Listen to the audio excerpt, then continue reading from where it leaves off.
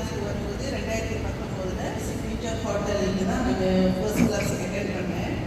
So அந்த கிளாஸில் வந்து சார் வந்து எனக்கு வந்துட்டு எலர்ஜிக்கு ரிமூவ் பண்ணாங்க. அதுக்கு முன்னைக்கு 32 வருஷமாக எனக்கு வந்துட்டு வாழைப்பழம், அப்புறம் சர்டன் ஃப்ரூட்ஸ், அந்த பலாப்பழம் சொல்லுவாங்க, அதுவும் சாப்பிட முடியாது. சாப்பிட்டாக்கா எனக்கு இலக்கு மாதிரி வந்துடும். அப்புறம் டஸ்ட் அலர்ஜிக்குனால தும்மல் வந்துச்சுன்னா ஒரு 1 வீக் எனக்கு நிற்காது, தும்மல் ஸ்டார்ட் பண்ணிச்சுன்னா. ஸோ எனக்கு அந்த ஒரு வாரம் என்னால் வேலை செய்கிறது. ஸோ அந்த சூழ்நிலையை நான் பிள்ளைங்களையும் பார்த்துக்கணும், ஃபேமிலியை பார்த்துக்கணும், எல்லாமே செய்யணும் இல்லையா.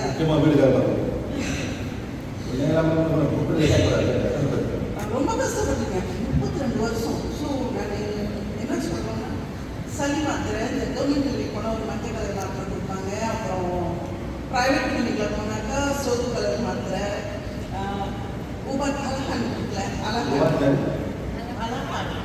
அலஹான்னா அது வந்து எலர்ஜிக்கு மாத்திரை.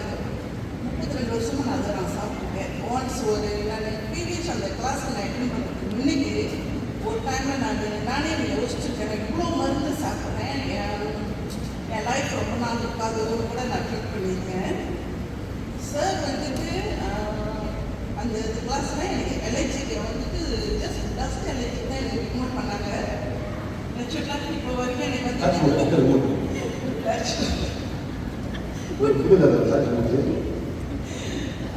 எனக்கு நல்லா ஆயிடுச்சு. அதுலேருந்து சளி மாத்திரைன்னு எந்த மாதிரி இது வரைக்கும் நான் சாப்பிடல. சீன்ஸ் ஒரு 5 years சாப்பிட்டேன். எந்த ஒரு தருமானம் கிடையாது. தும்மல் வரும், ஜஸ்ட் டஸ்ட்லாம் இருந்துச்சுனாக்கா தும்மல் வரும், லைட்லேயே வரும். நான் மனசுலேயே வந்துட்டு டஸ்ட்டு மன்னிட்டு கேட்டுக்குவேன். ஏன் நான் மன்னிட்டு கேட்டுட்டு, ஏன்னா அந்த டஸ்ட் அந்த வரதுக்கு காரணம் நான் சுத்தம் பண்ணாதனால தானே. ஸோ ப்ளீஸ் ஓகே, என்னுடைய சோம்பேறித்தனமாக கூட இருக்கலாம் அப்படின்னு சொல்லிட்டு நான் அப்படி மன்னிப்பு கேட்பேன். ஜஸ்ட் அப்படி நல்லா இருக்கும். தேங்க்யூ. உண்மை சார், எதாவது தெரியவே தெரியாது சார். அவங்க அப்பா ஹீல்க்கு நம்ம பார்த்து கிளம்பி போயிருக்கோம். 5 வருஷத்துக்கு அவங்க சொல்கிறாங்க, after 5 years you saying I got healed in a place called City Hotel. அந்த கிளாஸ் 800 பேர் வந்தாங்க சார். ரொம்ப பேர் 2 நாள் பார்த்தாங்க. எல்லாத்தையும் ஹீல் பண்ணோம், எல்லாத்தையும் ஹீல் பண்ணோம். ஹீல் பண்ண பிறகு she saying I am totally fine today, no asthma, I can breathe well. Imagine இதே நேரத்தில் அவங்க கிளாஸ் வரேன்னா நான் நம்பலை, எனக்கு தெரியாது, என்ன வரல, என்ன இருக்கும், அப்படியே அதை பற்றி இன்னும் அங்கே இருந்து தான் இருக்கும். இன்னும் கஷ்டப்பட்டுருப்பாங்க. Times how much medicine you eat a day, a week? A lot of medicine. That's ரொம்ப சாப்பிட்டுருக்கேன். இதான் நம்ம எதிர்பார்ப்போம். ஒரு கிளாஸ் அவங்க கட்டாமல் வந்தாங்க, அந்த டைமில் 2 ஓன் கொடுப்போம். வெள்ளை கலர் ஓனம், பிங்க் போட்டு எல்லாத்தையும் கொடுப்போம். மற்ற எல்லாம் எங்கே போனாங்க, எல்லாம் போயிட்டாங்க. சில பேர் நல்லா இருந்தாங்க, அப்புறம் தான். பட் அவங்களால முன்னுக்கு இன்னும் ஒரு 10 பேர் கொண்டு வரணும், அந்த எண்ணங்கள் யாரும் இல்லையா சார். நம்ம என்ன பண்ணுறது, குத்து கொண்டு அவங்க ஃபேடாகும். Thank you very much. இது இன்னொரு விஷயம் எங்கள் ஹஸ்பண்ட் வந்து நார்மலாக நான் கோயிலுக்கெல்லாம் போனால் கூட அவர் வரமாட்டார். அவருக்கு இந்த கடவுள் நம்பிக்கை இந்த மாதிரிலாம் நம்பிக்கைலாம் இல்லை. அவர் சாமி கூட மாட்டாங்க. ஸோ பீரியட்ஸை பற்றி நான் சொல்லும்போது அவர் சரி என்னோட கசன்னால அவங்க அண்ணன் தானே ஓகே அப்படின்னு சொல்லுவாங்க, நம்மளா அதை ரொம்ப சொல்லுவாங்க. ஆனால் இருந்தாலும் எனக்கு ஒரு பயம், அண்ணனாக இருக்கணும், அவர் ஹஸ்பண்ட் இல்லையா, சமயத்தில் ஏதோ சொல்லுவாங்கன்னு ஒரு பயம் எனக்கு இருந்துச்சு. எனக்கு இடையில வந்துட்டு ஸோ நான் ஹீல் பண்ணி நான் நல்லா ஆன பிறகு, ஏன்னா நான் தும்புறது இல்லை, அந்த இதெல்லாம் இல்லைன்ன பிறகு அவரே என்னை பார்ப்பாரு. ஸோ நான் 9th வந்து அவர் அதை தூங்க முடியாது. இடையில எழுந்திரிச்சு வந்து அவரே புக்கில் எடுத்து படிச்சுக்கிட்டு இருப்பாரு சமையல். எனக்கு தெரியக்கூடாது, ஏன்னா ஈகோ, அவங்க ஈகோ இல்லை. அண்ட் தென் அப்புறம் என்ன நடந்துச்சுன்னா, இடையில இப்போ ரீசெண்டாக அவர் வந்துட்டு யூரிக் ஆசிட் போடனால அவருக்கு ஒரு கிறிஸ்டல் வந்துச்சு. கையெல்லாம் கிறிஸ்டல் கையில் இங்கே வந்துச்சு, கேண்டியன்ஸ் கிறிஸ்டல்ட்டு.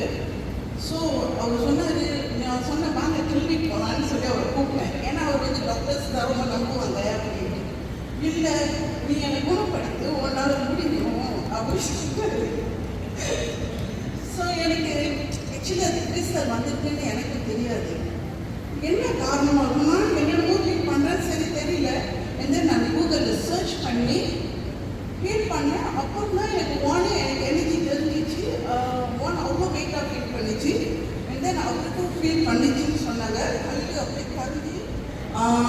நடந்து மூவ் ஆகுறது. அண்ட் தென் அன்னைக்கு வந்து அவங்க கை வந்து வீங்கிடுச்சு, அப்போ கைக்கு வலி இல்லைன்னாரு. அண்ட் அந்த நைட்டில் வந்து சார் வந்து லைஃப்பில் வந்து பிளஸிங் வச்சுருந்தாங்க. அந்த பிளஸிங் அவரே வந்து உட்காந்து பிளஸிங் ஆன பிறகு மறுநாள் கல்வி போனால் நல்லா ஆயிடுச்சு. ஸோ இன்னைக்கு நான் இங்கே வந்தது கூட ஆக்சுவலி நோ பிளான். எனக்கு வந்து பிளான் இல்லை, என்னது பேசிக் ஒர்க் ஷாப் தானே அப்படின்ட்டு.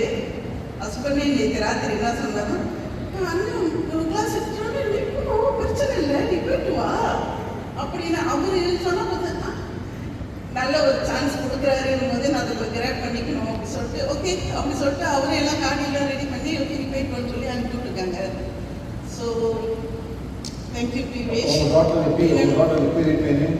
ஷீஸ் ஓகே அவங்க ட்ரீட்மெண்ட் மேடம் அவங்களே ஹெல்ப் பண்ணுவாங்க. இப்போ அது மட்டும் இல்லை, நிறைய இந்த மாதிரி நிறைய விஷயங்கள் எனக்கு நடந்துச்சு. என் டாக்டர் வந்து காந்தாங்க படிச்சுட்டு நாங்கள் பார்த்தா பாருங்க.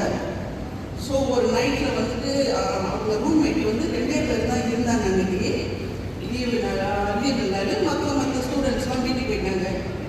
ஸோ ஈவினிங்கில் அவங்களுக்கு ஒரு சோல் அட்டாச்மெண்ட் இருந்திருக்கு, தெரியாது. அன்னைக்கு நைட்டில் வெடிக்காமல் மணி 1 மணிக்கு அப்போ வந்து நான் வந்து பிவிஎஸ் வந்து புதுசு.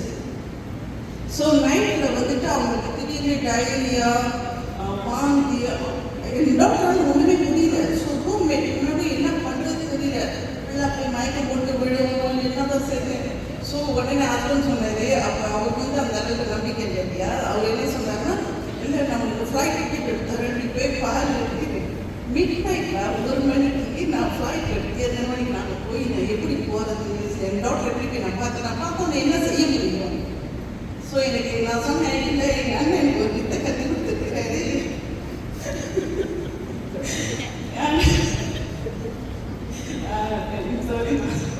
நான் அப்படிதான் அவர்கிட்ட சொன்னேன், இல்லை எங்கள் அண்ணன் எனக்கு ஒரு வித்தை கற்று கொடுத்துருக்காரு, நான் ட்ரை பண்ணுறேன் அப்படின்ட்டு. அப்போ என்னுடைய எல்டர் சன்னும் வந்துட்டு பிவிஎஸ்ல தான் இருந்தார். அவர் தான் எனக்கு இதை கூட்டிகிட்டு வந்தவர்.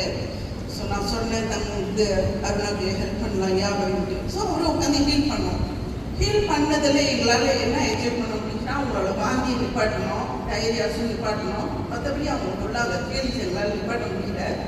ஸோ அப்போவே நாங்கள் சார் வந்துட்டு மெசேஜ் பண்ணோம் ஃபோனில். சார் நான் பார்த்துட்டு அப்புறம் தான் சொன்னாங்க, இல்லை சோல் அட்டாச்மெண்ட் இருக்குது அப்படின்னு சொல்லிட்டு ரிமூவ் பண்ணாங்க. ஸோ வாட் இஸ் வாட் பார்த்தீங்கன்னா நின்று சொன்னோட நல்லா இருக்குமா அப்படின்னாங்க. So thank you Suresh. பாடுபட்ட கலைஞர்கள் அவன் வேலை இப்போ வரைக்கும் என்னோட டாக்டர்ஸ் ஃபைனலாக ஷீஸ் ஃபைன். அவங்க ட்ரூ அப்ளிகேஷனாக ஃபாலோ பண்ணுறாங்க. ஃபாலோ பண்ணுறேன். அதாவது ரொம்ப பார்க்குறேன், டிவைன் ஃபயர் படிச்சுக்குவாங்க. ஸோ எங்கள் ஹஸ்பண்ட் வந்து இந்த அளவுக்கு ஒரு மாதிரி வந்ததுக்கு ஒரே காரணம், நான் வந்து அவருக்கு எப்பயுமே டிவைன் ஃபயர் படிப்பேன். அண்ட் தென் எல்லாருக்கும் வந்து அவரை வந்து என் ஹஸ்பண்டாக நான் எக்ஸப்டிங்களா பை எக்ஸப்டிங் அவரோட சேஞ்சஸ் வந்து கொஞ்சம் கொஞ்சமாக மாறி வந்துச்சு. சார் ஒரு தடவை என்ன சொன்னால், புதுசாக நீ மாற்றணுன்னே ட்ரை பண்ணாத, அவங்க மாற்ற முடியாது நாங்கள் சார். பட் நான் இன்னைக்கு